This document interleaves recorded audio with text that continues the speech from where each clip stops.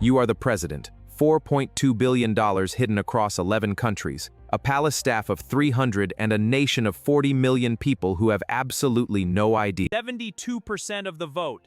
A nation in tears of hope and 3 men in a back room clinking champagne glasses because their $400 million investment just paid off. Your first morning as president, 2 stacks of documents on the desk, one for the nation and one for yourself, and you reach for the right one without a single moment of hesitation. You did not pick your cabinet for talent. You picked them for what you have on them, what they owe you and what they will do when you call them at 2 in the morning.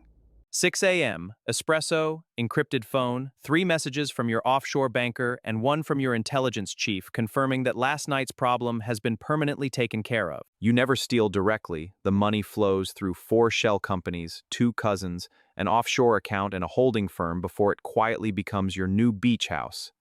You own 3 television networks, 2 newspapers, and the algorithm that decides what 40 million people see when they open their phones every single morning.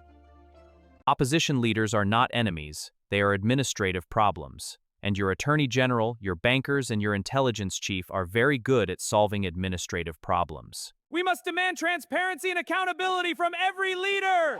Justice for all, not just the privileged few. You give the most passionate anti-corruption speech of the obstacle world leaders and in Slan in Geneva. Amara is 26 years old, earns $32,000 a year, and just found the one document that connects your offshore account directly to the National Treasury, and she photographed it. The photograph lands face down on your breakfast table at 7 a.m., and the way your intelligence chief leaves without a word tells you everything you need to know about how serious this is. Midnight in the presidential office. $4.2 billion on a plane to the right, a confession on a desk to the left, and Amara's document sitting exactly between both of them. If you enjoyed this one, you're going to love what's coming up next. I've picked out this specific video just for you. Click right here to keep the momentum going. See you over there!